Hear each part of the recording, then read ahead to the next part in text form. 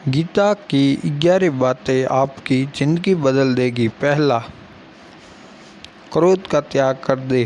क्रोध से मनुष्य की मति मारी जाती है, यानी मुड़ जाती है, जिससे स्मृति भ्रमित हो जाती है। स्मृति भ्रम हो जाने से मनुष्य की बुद्धि नष्ट हो जाती है और बुद्धि का नाश हो जाने पर मनुष्य खुद अपना ही नाश कर बैठता है। दूसरा,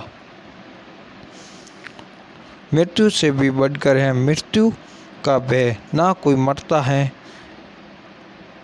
और ना ही कोई मारता है। सभी निमित्त मात्र हैं। सभी प्राणी जन्म से पहले शरीर के थे, मरने के बाद उपरांत वो बिना शरीर वाले हो जाएंगे। ये तो 20 में ही शरीर वाले देखे जाते हैं, फिर इनका शौक क्यों करते हो? कोई भी अमर जल्दी खाकर पैदा नहीं हुआ है। कोई जल्दी मरेगा तो कोई देर से। मृत्यु का भय मत पालो। मरना तो सभी को एक ना एक दिन जिसने जन्म लिया है उसकी मृत्यु तय। तीसरा, आत्मा अजर अमर है। आत्मा को ना शस्त्र काट सकते हैं, ना आग उसे जला सकती है, ना पानी उसे भिगो सकता है, ना हवा उसे सुखा सकती है।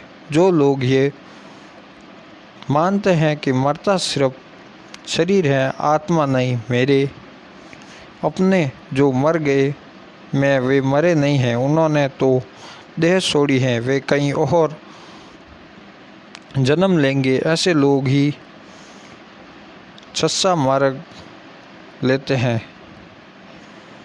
चौथा, कोई हमारा अपना नहीं है। गीता में श्री कृष्ण अर्जुन से कहते हैं कि हे अर्जुन, तेरे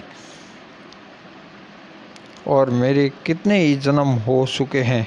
आज जिसे तू अपना समझ रहा है वे पूर्व जन्म में तो तेरे नहीं थे। मेरे और तेरे बहुत से जन्म हो चुके हैं। मैं उन सभी जन्मों के बारे में जानता हूँ, लेकिन तू नहीं जानता। पांचवा, कर्मवान बनो और स्तनवान नहीं। कर्म पर ही तुम्हारा अधिकार है, लेकिन कर्म के फलों में कभी नहीं। इसलिए कर्म को फल के ही लिए मत करो और ना ही काम करने में तुम्हारी आसक्ति हो। मन अपने वश में है, जो जितेंद्रिय एवं विशुद्ध अंतःकरण वाला है और संपूर्ण प्राणियों का आत्मा स्वरूप परमात्मा ही जिसका आत्मा है। ऐसा कर्मयोगी कर्म करता हुआ भी लिप्त नहीं होता। कर्मों में कुशलता को ही योग्य कहता है। छठा, नरक का द्वार काम, क्रोध तथा लोभ। ये 3 प्रकार के नरक के द्वार सर्व अनर्थों के मूल और नरक की प्राप्ति में हेतु होने से ये काम, क्रोध और लोभ को नरक का द्वार कहते हैं। आत्मा का नाश करने वाले अर्थात उसको अधोगति में ले जाने वाले हैं। अंत इन तीनों का त्याग देना चाहिए। सातवां, व्यर्थ की चिंता छोड़ो, वर्तमान में जियो। क्यों व्यर्थ की चिंता करते हो? किससे व्यर्थ डरते हो? कौन तुम्हें मार सकता है? आत्मा ना पैदा होती है ना मरती है। जो हुआ वो अच्छा हुआ, जो हो रहा है वो भी अच्छा हो रहा है, जो होगा वो भी अच्छा ही होगा। तुम भूत का पश्चाताप आप ना करो, भविष्य की चिंता करो, वर्तमान चल रहा है। आठवां, लगा भी दुख का कारण है। तुम्हारा क्या गया जो तुम रोते हो? तुम क्यों लाए थे जो तुम खो दिया? तुमने क्या पैदा किया था जो नाश हो गया, ना तुम कुछ लेकर आए जो लिया यहीं से लिया, जो दिया यहीं पर दिया, जो लिया इसी भगवान से लिया, जो दिया इसी को दिया। खाली हाथ आए और खाली हाथ चले जाओ। जो आज तुम्हारा है कल और किसी का था, परसों किसी और का होगा। तुम इसे अपना समझकर ही हो रहे हो। बस यही प्रसन्नता तुम्हारे दुखों का कारण है।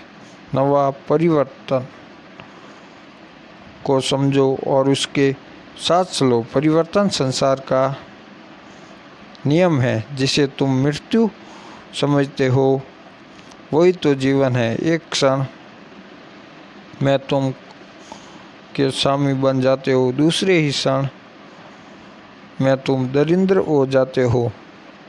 मेरा तेरा छोटा बड़ा अपना पराया मन से मिटा दो, फिर सब तुम्हारा है, तुम सबके हो। ना ये शरीर तुम्हारा है ना तुम शरीर के हो।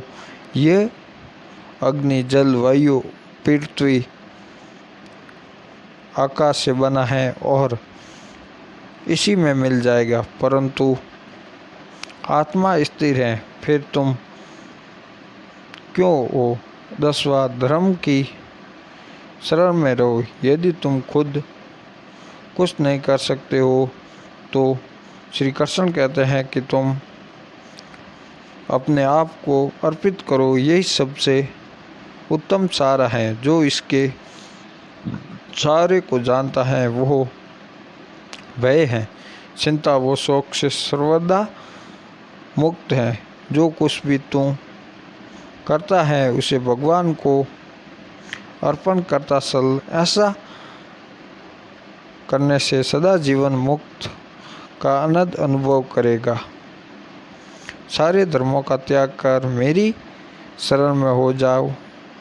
सर्वोत्तम परित्यज्य मोमकरण शरण वज्र। 11वां विश्वास। मनुष्य अपने विश्वास से निर्मित होता है। जैसा वो विश्वास करता है वैसा वो बन जाता है। सदैव संदेह करने वाले व्यक्ति के लिए प्रसन्नता ना इस लोक में है और ना ही परलोक में है। जो कोई भी व्यक्ति जिस किसी भी देवता की पूजा विश्वास के साथ करने की इच्छा रखता है, मैं उस व्यक्ति का विश्वास उसी देवता में ढूंढ कर देता हूँ। प्रिय दोस्तों, कमेंट बॉक्स में जय श्री कृष्णा लिखना ना भूले और साथ ही इस वीडियो को बस 3 लोगों को शेयर करें। अवश्य ही आपके मन की सभी इच्छाएं पूरी होगी। और साथ ही इस चैनल को लाइक और सब्सक्राइब करें ताकि हम सभी एक साथ मिलकर ज्ञान की प्राप्ति करें और इस जीवन को बनाए। धन्यवाद दोस्तों, और मेरे साथ प्रेम से कहिए जय श्री कृष्णा।